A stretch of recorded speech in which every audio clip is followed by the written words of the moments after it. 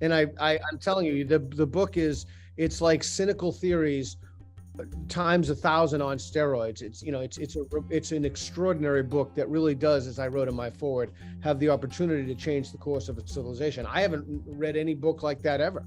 Really, it's extraordinary. It is a genuine honor and a pleasure to be here with you, Rajiv, to talk about your genuinely remarkable book, and I mean that with the utmost sincerity, Snakes in the Ganga. So thank you for speaking with me. Thank you very much, Peter. It's a pleasure. So I have questions that I'd like to ask you. I'd like to just jump right into it and start. So yes. In your book, you use the term breaking America. What do you mean by that? Well, that's good. It's a provocative thing because people expect America is very strong. So what exactly is breaking America? You know, Marxism is actually a philosophy that wants to break down society because it says that the oppressor oppressed has to be broken down. For every thesis, you have to construct an antithesis, and the two have to collide and clash. And out of this rubble will emerge something better. Now, the problem is that they have no experience building anything better. They've never. That's right. They know how to destroy, but they have a history of destroying things, but they have no history of building anything. So now this has affected America because the Marxism has entered in the form of critical race theory because it's got all the elements of Marxism. There are oppressors and oppressed, and there's antithesis and so on. And, you know, in Marxism also, as in the critical race theory, you have ideas like there is a protected class. So, you know, you cannot criticize them. And therefore, you cannot have intellectual dialogue and discourse. And there's cancel culture because you need to build a counter hegemony against the dominant hegemony. And so the counter hegemony you can only build if you shut up the people who are supposedly the oppressors. Right. So, you know, you do have intellectual freedom. It's a recipe for irresponsible people becoming very powerful. And so this has affected America in a very serious way. Yeah. Now, in particular, as an Indian, and Indians are technical kind of people, the tech workers all over. So what Indians need to know is that this is actually adversely going to affect the United States tech competitiveness.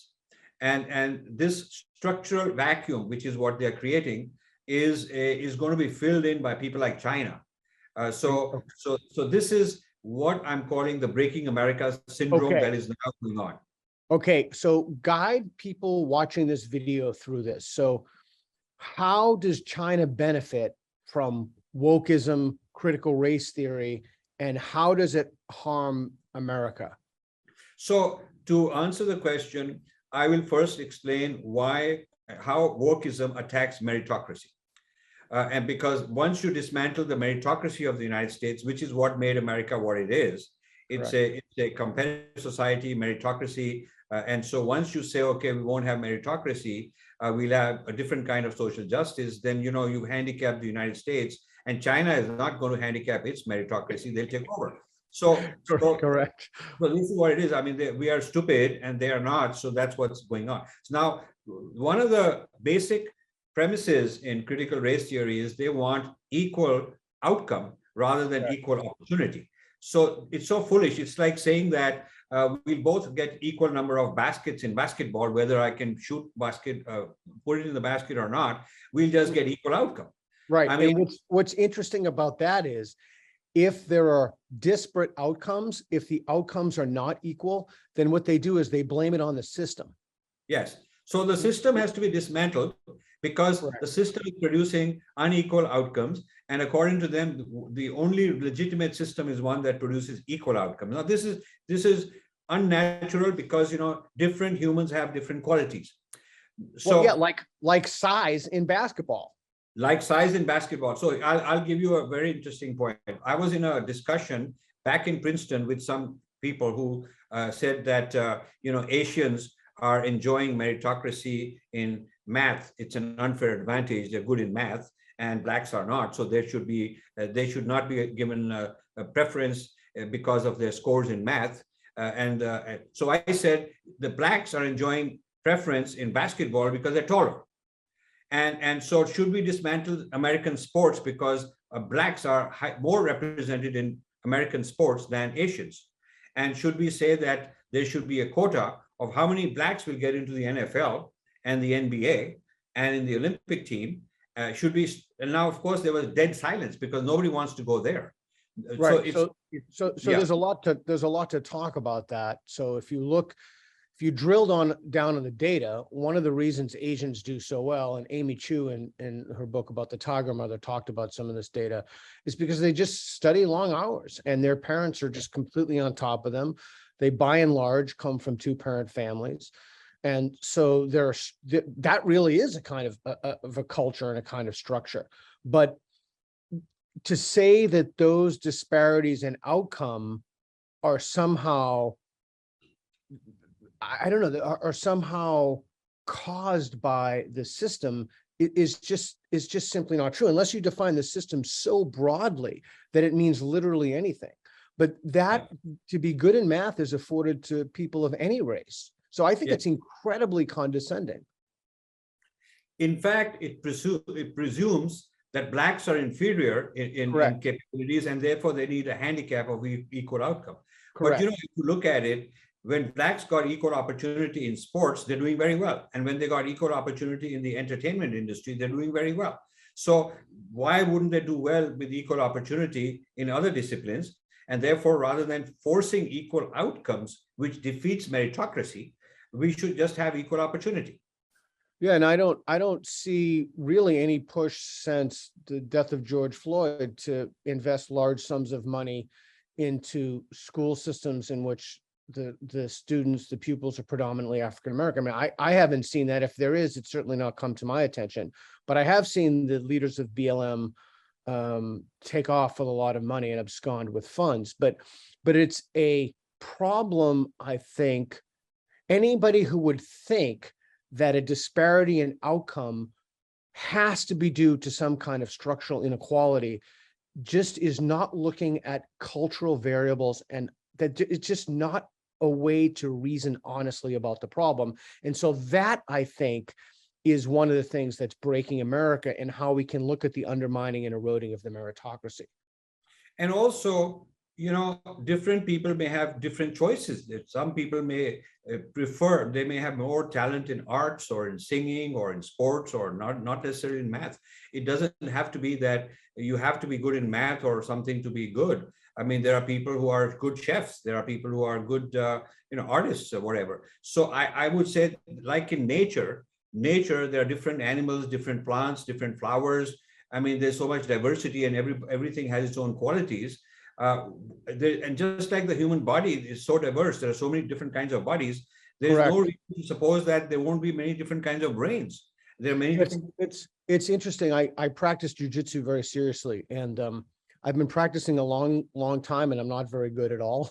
But it's remarkable how some people they just take to it very quickly, and they get their black belts in very short periods of time. And other people like myself, it takes 20 plus years to do that. So there are individual differences as well, height differences. And so I think that we need to think about how to create systems that grant people equal opportunity instead of how to jerry-rig the outcome at the back end to create equal opportunity, equal outcomes. A friend of mine said, Matt Thornton said something very interesting to me. His book is called The Gift of Violence. It's coming out. He said, if you truly wanted equality of outcome, you'd send the worst singers to the best singing schools. Yeah, and so actually in the Indian philosophy, the recommendation is something called Svadharma, which means my dharma, my personal dharma, and your personal dharma. Everybody has their cause, their calling, the dharma being my calling. So you have to discover your calling, and it needn't be somebody else's calling. Rather than imitating somebody else's calling and trying to be mediocre, competing on that, you should just pursue what is your calling and excel in that. So I feel that this business of equal outcome is an artificial thing. It's contrary to nature, because nature doesn't have equal outcomes. If you look at how the nature functions, the plant kingdom, the animal kingdom, all of that, they don't have equal outcome. And so it's an artificial thing if you were to say that all human beings are going to be given equal, outcomes in math and in basketball and in art and singing. That will be destroying the quality of a society, and that is breaking America. Yeah, and it's not even clear why that should be a goal.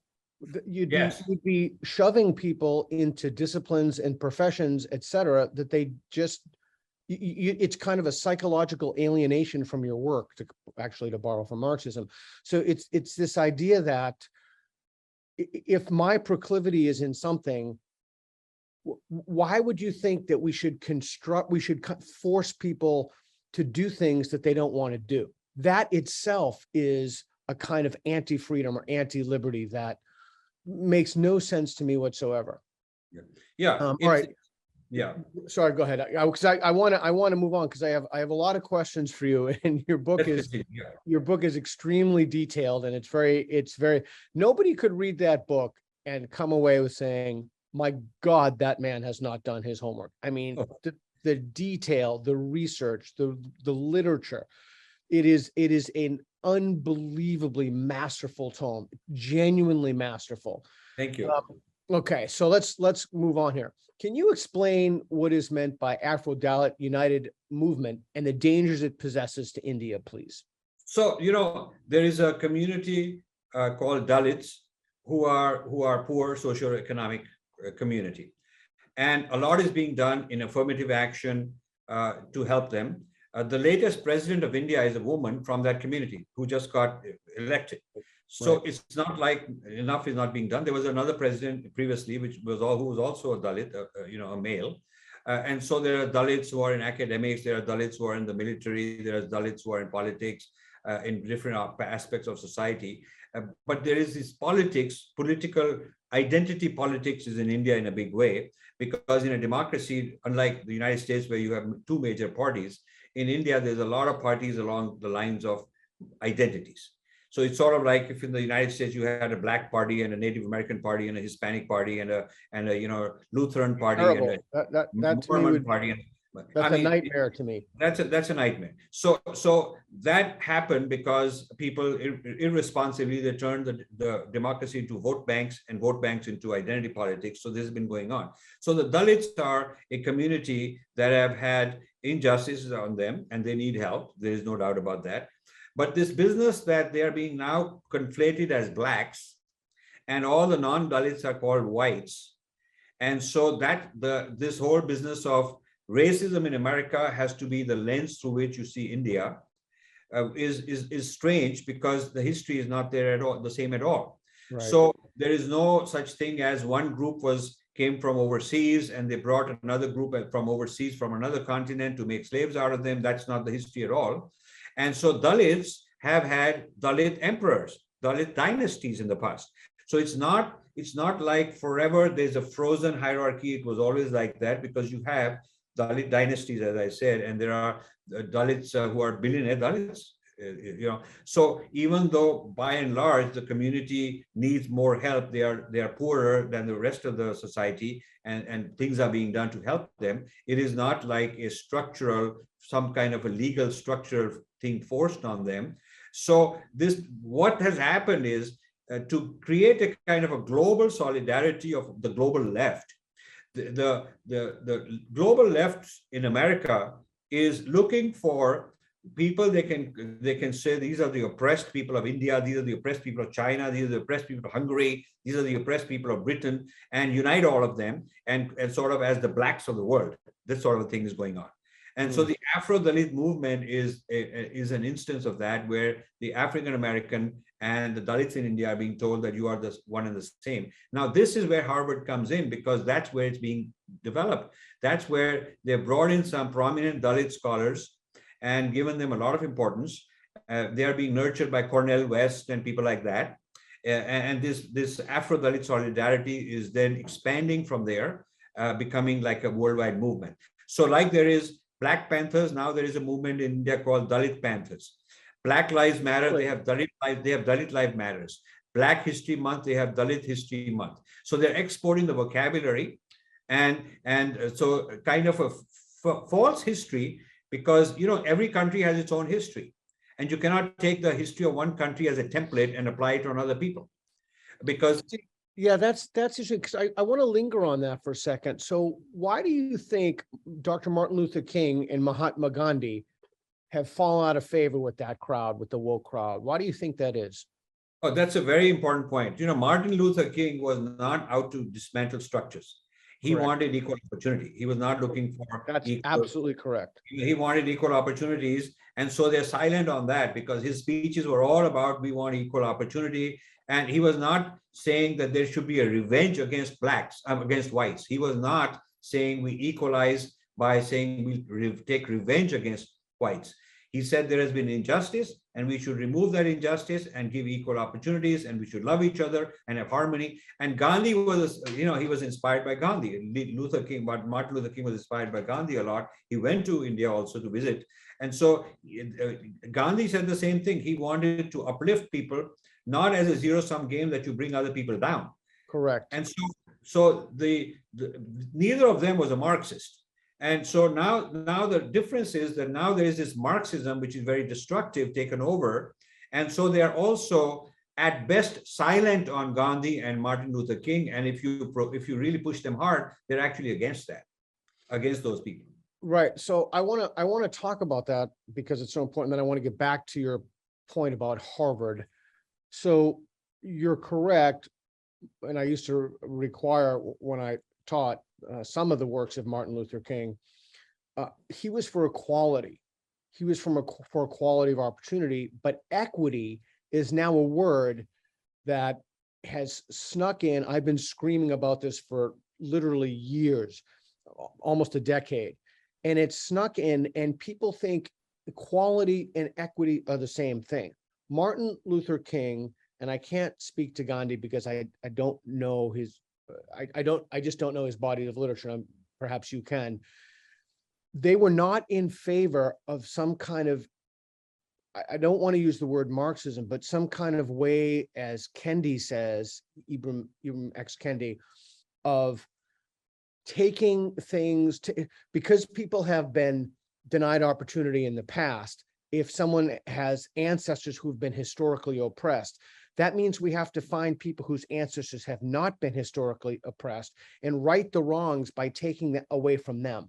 But that is absolutely, absolutely not Martin Luther King's idea. Would Gandhi have? I mean, I can't speak to Gandhi because it's the same because Martin Luther King was inspired by Gandhi. He considered him his mentor. He talked a lot about it.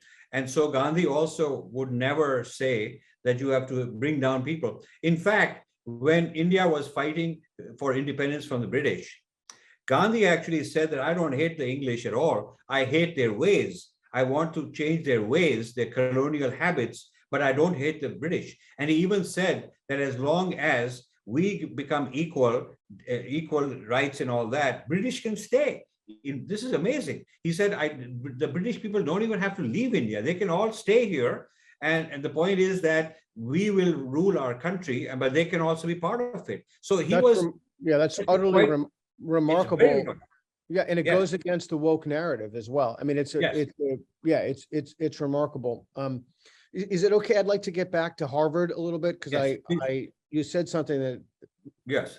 Okay, so let's do that. So you talk about, so you make a rather startling revelation in your book that many Indians are involved as both scholars and activists when they produce and disseminate all things related to wokeism. Sometimes it goes by critical social justice, et cetera. And you explicitly and repeatedly refer to Harvard as the nest where the stakes are produced and wokeism is exported as a kind of neo-colonialism from the United States. And even the title of your book is Snakes in the Ganga. So I was wondering if you could please elaborate, tell us who are these snakes? And then relate that to Harvard, please. Yes. So snakes is a metaphor for people who are transmitting the poison, spreading out the poison. And we have focused on Harvard as the nest of snakes where they're producing this poison. And this poison is this wokeism, critical race theory, and its offshoots being applied to Indian culture. That's the poison. That's the intellectual content being disseminated by these people. Now, what has happened with Harvard is that given its brand value, given its fame and prestige and all that, it's been able to attract whoever it wants. And so the liberal left clique in Harvard has targeted bringing similar minded people from India, raw material, young people who can be molded in their image. So they have huge recruitment campaigns in India, and they bring back a large number of people. If you this Indians are, so they bring Indians who are very articulate, they're very intelligent, they're English speaking, they have read a lot of English literature, so they're very, there are Indians getting Pulitzer prizes and all these Nobel Prize in literature, in English literature. So Indians, there's a large body of Indians who have English as their primary language. I was raised in an English medium school in India. So the Indian language is a second language for me. This is strange, but that's how it is. I was raised in that kind of an atmosphere because of the colonial past. So they were able to bring in a large number of these people who are very excited about coming to Harvard and getting this opportunity, and they become Americans and all that. So, there's two kinds of Indians in the United States. The Indians in the tech industry, that is one kind. They're the product of STEM education. But then there's another kind of Indian who's a product of humanities, social sciences, and so on. And they gravitate to a place like Harvard just as much as the STEM educated Indians would gravitate to Silicon Valley. Right. So the equivalent of Silicon Valley tech workers in the space of social sciences are these wokeism types, because there is no alternative to wokeism in the American academy. I'm glad that there is University of Austin. That's a rare thing, and that's a recent thing. And I would love to help you bring in a lot of Indians into that kind of a system and train a new kind of thinking. But you will have to agree that prior to that, most American universities, if somebody came from anywhere in the world for humanities and social sciences and liberal arts, they would be given a heavy dose of this wokeism. And I'm going to go way beyond that. It's not just a heavy dose. It's that even learning about or reading alternative points of view is just forbidden. It's explicitly, you just won't find it. So there's a dominating ideological narrative, which is this is so interesting to me, what you're saying in so many ways, and your book captures this just perfectly. So we have these engines of knowledge production.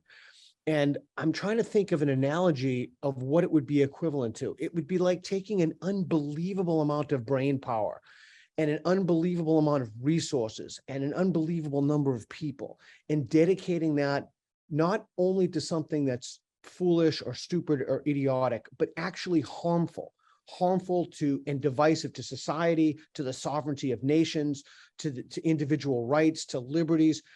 And so you're correct. It is a den of vipers. And I saw that at my former university, at Portland State University, where the ideological narrative was so totalizing that it was a kind of blasphemy if you said anything against it. Now, you're right to focus on Harvard, because Harvard has the pedigree, it has the name, it has the worldwide prestige that other institutions, with perhaps the exception of where you live, Princeton or some of the other Ivies have, and therefore they exert more influence.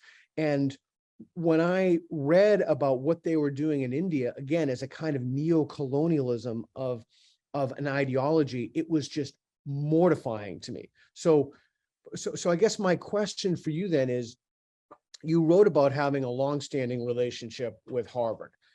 Have you offered to debate or had any chance to debate, or said you'd like to have a conversation with those scholars at Harvard so that you can present a rejoinder? So this is very interesting. 30 years ago, when I started my foundation, I wanted to bring Indian thought in dialogue and discussion with Western thought, and have interesting conversations and debates and comparative studies. And I went to different places, Harvard being one of them. And actually we funded several years in a row, visiting professorships, conferences. We gave a lot of money, hard-earned money. For me, it was a lot of money in those days. And so I gave this to Harvard. And I was very disappointed that rather than encouraging free thought, the money would go to some established ideological group, and they would just produce more of the same. and Right. they would not invite people who were opposing. And so I started, as a donor, besides just being a philanthropist, I started being an intellectual, reading all the dissertations they produced with our funding. And I would go to these dissertation defense. I would sit on panels. I would ask questions. That's how I started. And I found that they were not interested in honest inquiry. They were just not interested. Absolutely. And I then, and just then, that's and then yeah, that's so important. I just want to linger on that because that's so important. They're not interested in honest inquiry. And I'm here's my, this is beyond speculation. I'm pretty sure I know why that is. There's a number of reasons. I think we should talk about this. They are ideologues, particularly moral ideologues, and they are completely convinced that they have the right answers to moral questions. And so why would you, even entertaining another idea is itself discriminatory and a kind of bigotry. So why would you even do that? But I want to say something else that I think is more cynical. So in the United States, usually the Democratic and the Republican candidate square off and face each other in debates. It is an unwritten rule of politics that the person who's winning the vote will either not want to debate at all or want fewer debates. And the person who's losing the debate will want as many debates as they can, because those are opportunities to best the other party. And I think that we're seeing something like this now. I think most people realize that academic institutions in the United States in particular have been ideologically captured by wokeism. So consequently, they don't want any conversation or debate. Now, again, there's a lot going on here. The other thing that's going on is if you try to engage them, and I found this repeatedly for years with myself, this is how the game is played. They will not talk to you. They will not speak to you. Now, I don't know whose podcast you've been on, the people with whom you've been speaking, et cetera. But here's how this wokeism game works in the United States. So nobody on the woke left will speak to you in spite of an unbelievable number of phone calls. I mean, I can go into the details, emails, so they won't speak to you. So then you go on platforms from people on the right. And then all the people who wouldn't speak to you and all their minions say, look at this guy, look at Rajiv, look at Peter. These people are right-wing maniacs. They only go on shows on the right. Where in the truth of the matter is that nobody on the left will talk to you because they don't value dialogue, discourse, reason, analysis, etc. Because one of the reasons is because they are ideologues. The other reason is because they have a kind of scholastic infrastructure surrounding this, so that if you have a conversation, you're platforming people, you're platforming a bigot, you're platforming a racist. Instead of just saying, okay, let's try to figure out what the best reasons for believing the claim are and how confident we should be and how we should form public policies based upon these outputs. But the fact of the matter is, there is simply no evidence for this, because if they had evidence for virtually any of it, they would be more than happy to debate, to argue, to present their evidence, but they don't have it. So when no one from Harvard will speak to you, that makes complete sense to me. Yeah. So then this is absolutely correct. I didn't know all of this stuff and I walked into it as a philanthropist and a donor, expecting that there will be discussions, because I came from a background of computer science and physics, and in physics you debate and that sort of thing, and computer science, it's all based on whose algorithm work faster or better. It's all competitive, and it's all out there. You can measure the results. So I didn't know that in this world of humanities and social sciences, because so much of the truth is kind of subjective, that people can form gangs, almost like gangs, and exclude other people out there. And so I found that I faced cancel culture long before I discovered that term. I was being canceled by places like Harvard on a regular basis, even where I would be the donor. I would be told that you give the donation and we'll give you a nice selfie, we'll write you thank you, Lord, and you'll have a picture with the president, and we'll take you out to the VIP lounge or place and give you all this dinner. And so you'll feel very proud and all that. But, as far as ideology is concerned, we know best. We know best what is right and so on. And I didn't want to go for that. I'm too much of a free thinker. I'm too much of a radical in an intellectual sense. And so I just decided, hell no. And so I would be fighting the very people that I funded. Right. And I would say, I have no problem. I keep funding you, but you have to take this on, as you have to address these questions. And so I stopped funding Harvard after trying for a long time and wasting a lot of money.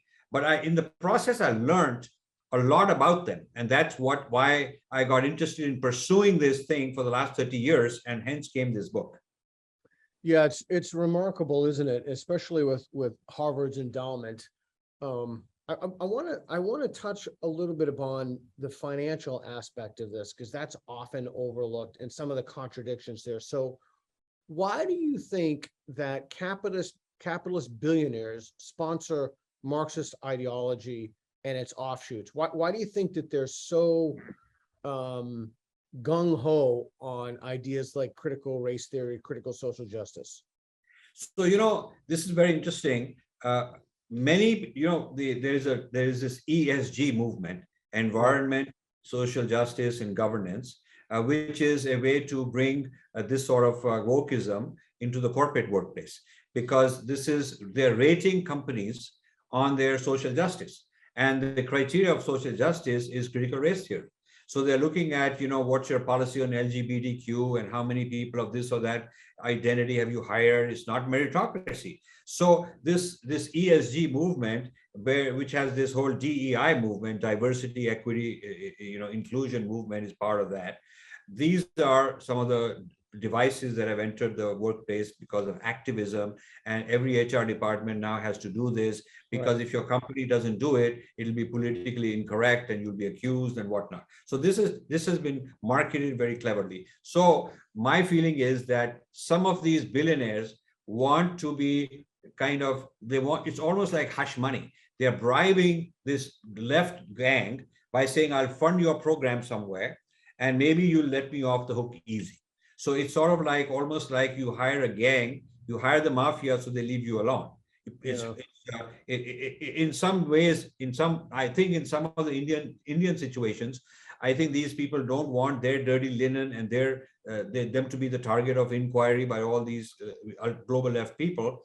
And so it's better for them to go to a very prestigious place and fund a chair and fund some kind of a thing, so that they're seen as affiliates with these leftist people. And then the leftist people have a well-orchestrated pyramid around the world. And so word gets around that this is a good guy, we're getting money out of him.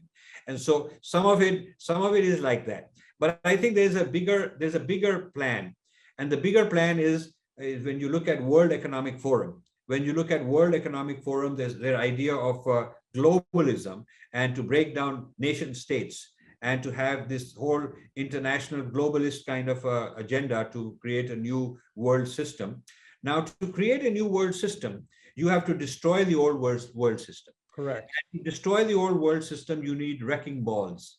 And therefore, the Marxists are a useful idiot. The Marxists, the critical race theory people, are a wrecking ball for anybody who wants to create a world disorder, because he thinks he can benefit. If there is a world disorder, he can come out ahead in correct. Correct. So you see what happens is, from world order X, before you can get world order Y, you need to go through a period of world disorder. And to create that world disorder, you need to break down families, you need to break down history, and you need to break down. And you need to do one other thing that's key, that allows the wrecking ball to completely destroy the rest of society. And that is, you have to defund the police.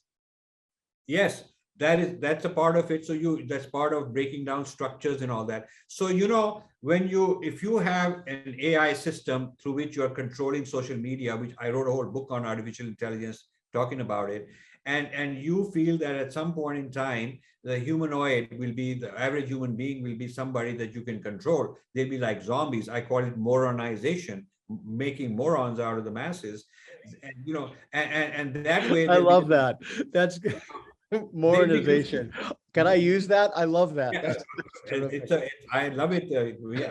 So this moronization means that the more moron somebody is, the better consumer. I can sell you to my clients because if I give you an offer, you'll buy it because you don't have a mind of your own. You're not exercising your own discretion. You're not a very smart person who can think for yourself. So therefore, if I say buy this and go to this holiday and vote this way, you'll be doing that. So turning people into morons is good for this digital economy.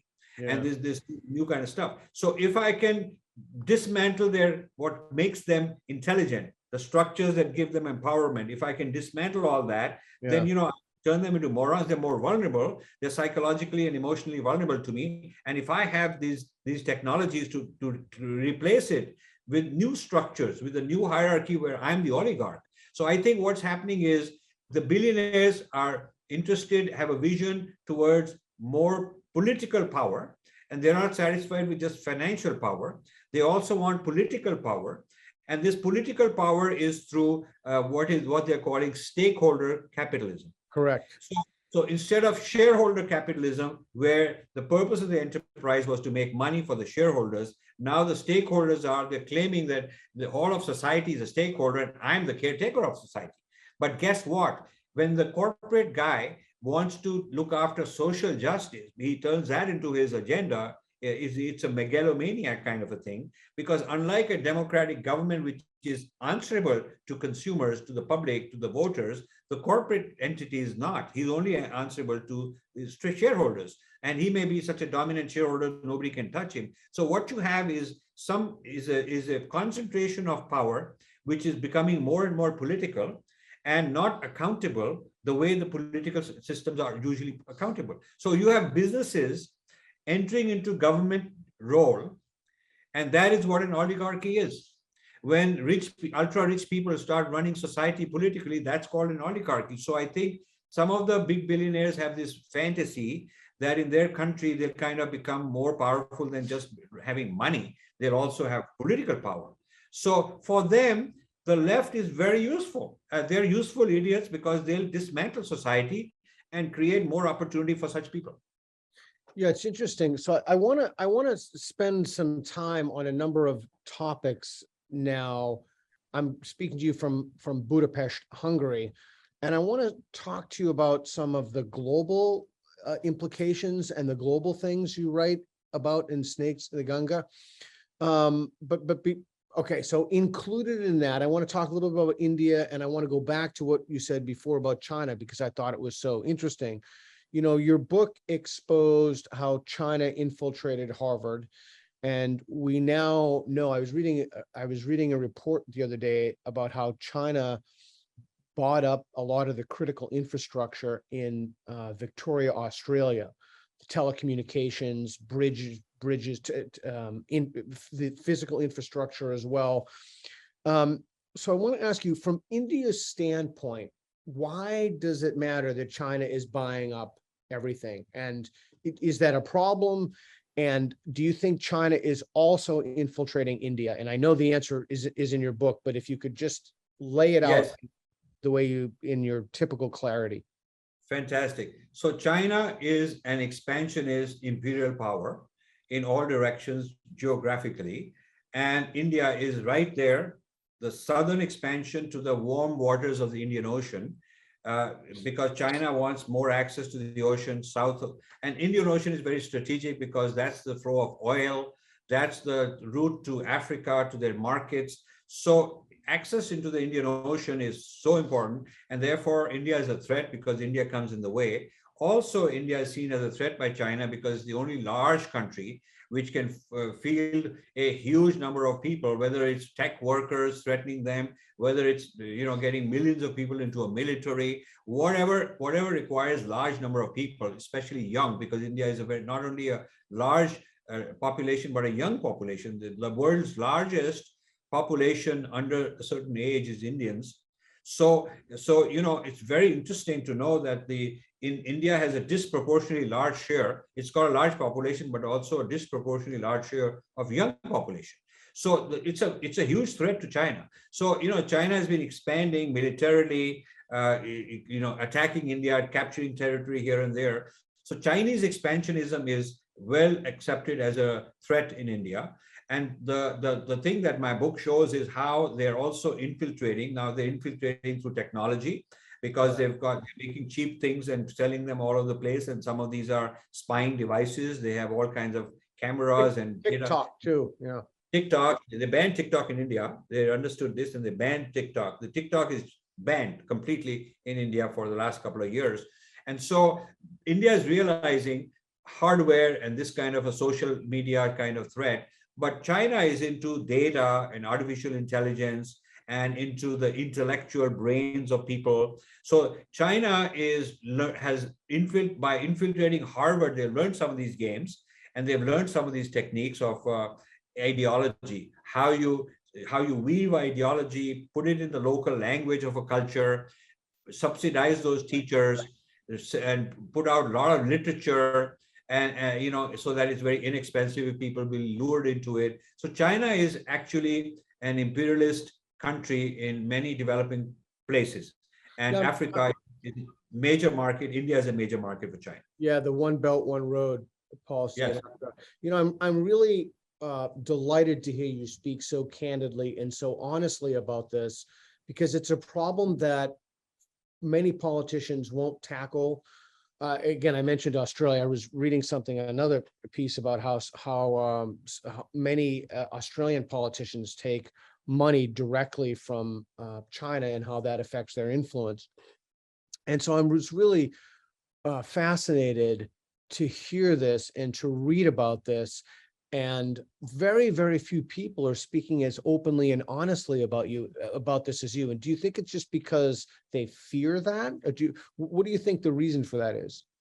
So, in my case, I'm not looking for money. I'm not looking to make business out of it. I'm not looking for a career, a job, or anything. So I have nothing to gain and nothing to lose, because they cannot fire me, they cannot hire me. so that's one thing. I've raised by my mother, mainly mother and father both pushed us to be very intellectually honest, courageous, and go out and debate and take on opponents in a respectful way, never run away, and also treat the other guy properly and argue your point of view. So I've been raised on that. And so it was very strange and very difficult for me to find that a place, the reputation of Harvard, would not accept open debate and open thinking. Yeah. And they were so close-minded. So I have that kind of a streak in me. So I'm quite relaxed and comfortable doing all this. But I find that people in India also, just like the people in the United States, they'll say, you're doing great, we want to support you, but I won't go public and talk about it. Because they want to be politically correct. They want to sit on the board. They want to be in that committee. They want to make that investment, and they don't want to be considered controversial. And so the thing is, this is a lone fight. It's a fight for principles. It's a fight for justice, for true intellectual justice. It's not a fight that I could be participating in if I wanted to get some gain, because we're not going to get anything out of it. That's what it is. It's a true kind of intellectual honesty that you are fighting for. That's one of the things I was struck by in your book. And you're beholden to nobody. Yes. You're not applying for any jobs. Right. You can just be honest and do the research. You've done the homework and clearly lay it out for people with a mountain of evidence behind it. And I'm not part of a political party. I may vote for this, I may vote for that. And, as a US citizen, I've been in the United States for 52 years. I'm now 72. I was 20 when I came. So I voted for Democrats. I voted for Republicans. I funded this one, that one. I've done it based on merit. And sometimes the merit is this way. Sometimes the merit is that way. And I'll be honest with you. I voted for Barack Obama because I thought this would be good for the country. And but when things started changing with recent times, I've been very disappointed and really pissed off at the Democrats. I mean, I'm so pissed off because I feel that they're hypocrites, and there is that left-wing idiotic fringe in the Democratic Party, and rather than being in the center and making a nice kind of a spectrum, they've moved really, really far out to the left, and I think this is breaking America. We're on the verge of a civil war. it's almost getting there. Yeah, it's interesting. I think that's really interesting. People will say to me, well, first of all, the attempt is always, again, as I said, to characterize you or me or people who work in this space as someone who's on the right. I voted for Obama too. I've a lifelong Democrat, although I don't really, I'm don't consider myself a Democrat, but I broadly align with many of the issues. Now, their issues in the last few years have gone completely insane with all the Right. woke stuff.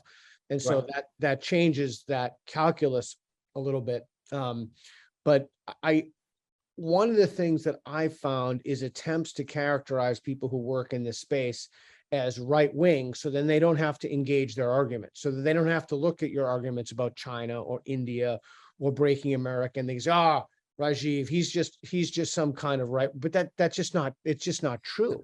It's Right. It's a kind of intellectual laziness that permeates the ideology. Yes. So you had mentioned you've been living in the United States since you're 20 and you're 70s now. And you've mentioned, so you're in India now, yes? Yes, I'm in India launching this new book, and I'll be back in a month. And then I'm going to do book tours in the United States and Canada for 2 months. Good. Excellent. So how do you think wokeism harms U.S.-India relations? Or maybe, yeah. Yeah, this is a good point. It's a very practical point, and that's one of the things I'm telling people in India, that U.S. is a great ally and a great partner in fighting not only this whole Islamic expansion, but Chinese expansion. United States and India have common enemies, if you will. So, but what is happening is the Biden administration is into exporting wokeism. And so their State Department guy comes, and he's into wokeist agendas of social justice and human rights and so on, without understanding India adequately, without understanding India at all. And so people in India who are activists against the establishment, against the country, they have aligned with wokeism people in the United States for support, and they give each other support. And so they have succeeded in infiltrating the Democratic Party in large numbers. And so there are some Indian Americans who are congressmen, US Congress. There are 5 or 6 US congressmen who are of Indian origin, and they are wokists, with the exception of 1 or 2. They are generally far left. Like Premila Jaipal is one of the real extreme left people. And so this is a threat to US-India relations, because the relations are very strong in technology, very strong in military, very strong in true intellectual space. But the disruption in relationships comes through this whole social justice expansionism coming out of the United States. And sorry, go ahead. No, and this I think it needs to be countered. And I'm educating the Indian diplomats. I'm educating people in the military. I'm going to have a book launch with the defense and intelligence agencies and all that. And they're very concerned too, that they're, on the one hand, they're very friendly with the United States, but on the other hand, every time there's a conversation, there is some kind of wokeism part of it. Yeah, I can't even. What a horror show! Okay. So we've talked about India. I want to talk about Indians or people of Indian origin who live in the US. We've heard a lot about Asians, we've heard a lot about Jews. I just read a wonderful book by David Bernstein about how wokeism affects Jews. How have people of Indian origin who live in the United States been affected by wokeism? Well, because Indians have been into meritocracy. Indians have bought into the American dream of meritocracy. So I came to the United States with less than $50. And there were very few people in my community living in the United States. And I didn't go for any handouts. I didn't try to claim I'm a victim. I didn't claim I'm some oppressed guy. I just worked my ass off. I just worked real hard. And I was a good student. And got straight A's and did all kinds of entrepreneurship and technology work in my field, and I did very well. And that's what America is all about. So Indians are into that. And now what is happening is Now this critical race theory being applied to Indian structures of society, critical caste theory and all that, is trying to say that Indians in the United States should be stratified into whites and blacks, which is so stupid, uh, based on privilege and the structures that you Right. know They're who, imposing categories yeah, from that don't make sense. And so they're doing this census, and there are a lot of Indians who are CEOs, and CEO of Microsoft and CEO of Google, and a lot of these people, and they're doing very well in tech and all that. So they're being attacked as oppressors. They are some oppressor class, and the other Indians are oppressed, and they want to do censuses. So actually, this is harming Indians in a big way, and they're very nervous. So most Indians are techies who don't understand these aspects of social justice in the United States, and they're bewildered. They're bewildered that we came here as techies and we are not allowed to just go about doing our job. And now we are being told to be politically correct. So what has happened is wokeism in the technology industry is a very serious problem. Yeah. And I will tell you, a very good friend of mine, an eminent physicist at Princeton University, recently took a job at Oxford, a very prestigious physics job at Oxford. And one of the reasons was that opportunities in Princeton University, in places, things like physics, are being determined and influenced by social justice and inclusion and equity and all of that. So he didn't want to be subject to that kind of academic environment, because physics is not supposed to have any of that nonsense. So he actually went to England because he thought it was actually better there. Yeah, it's interesting. I used to think that when an industry or an activity or even an educational department had diversity initiatives, the reason was because they didn't think the thing was important. But then I saw it go into medicine. I saw it go into the military. I saw it go. The only realm in which wokeism or diversity in particular has not entered in the United States is the realm of professional sports. Nobody says, well, we don't have enough Asian football players. We need Right. to find some Asians below 5 feet and put them on a football team. And nobody says that since there is an overrepresentation of African Americans, they're oppressors. Correct. And, Right. and nobody also says, talk about this thing of power relations. In Zimbabwe, white farmers are being persecuted, and nobody's saying that runs counter to the woke narrative. Also, Melissa Chen told me something very interesting. She talked about how in the Hong Kong uprisings, people would put US and British flags up, which ran counter to this idea, to this colonial narrative that the critical social justice proponents were putting out. But all right, so I want to go back to India for a minute. So what do you think India's, a lot of people, well over 1 billion people, very influential, growing economy, key geopolitical position in the world. What do you think India's relevance is in its encounter with wokeism? And what do you think that let me ask you this. What's your book's takeaway message for American and European readers? And then I'm going to end with a question about Eastern Europe and Hungary in particular. Okay, good. So I think what I'm telling American and European readers, such as yourself, who are concerned about wokeism, and that's my target group in the Western world, I'm saying that the Indian intellectuals and the American Western intellectuals need to work together to fight wokeism, because the global left is very unified, and the people who are countering the global left are not unified, and we need to bring them together.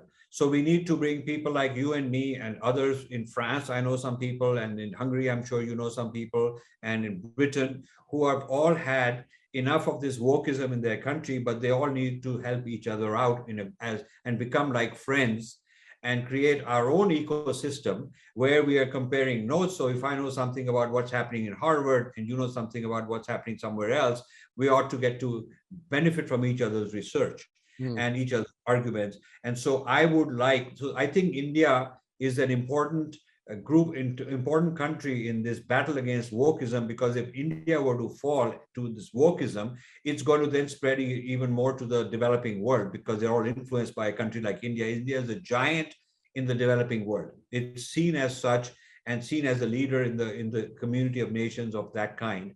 So India falling into wokeism would be a big disaster, and India defeating wokeism would be a hell of an accomplishment. So I think the people who are fighting wokeism in the West should pay attention to the significance of India and work with people like me, because we are fighting the same fight. Yeah, and the stakes are extremely high right now. The stakes are extremely high, and the snakes are very poisonous and they're all out biting us. That's absolutely correct. Okay, so I'm sitting here in Hungary. I love this place. I love Budapest. I love being here. I truly love this country. You know, I had a company. I owned a company, a telecom company, before I retired 30 years ago in Budapest. Oh, really? Yeah, I used to go there. There was a lady, I've forgotten her name. It's been so long. She used to be the person who ran this business there. And I have great memories. I have art in my house, which I bought in Budapest. Oh, excellent. So yeah, it's Hungarians are very interesting people. It's very hard to get to know them, but once you do, they're rock solid. It's like a friend for life. Yes. It's a remarkable place. So what's your advice to Eastern Europeans in general, and Hungary in particular, as this pernicious, nasty American export continues to go around the world and consume institutions of other countries? So I think that Hungarians are, like most East Europeans, that are the ones I work with, were very meritocracy oriented. They were hardworking people. They were technocrats. I worked with technocrats, and they were very brilliant people. And their focus should be the development of the economy, rather than this wokeism and social chaos.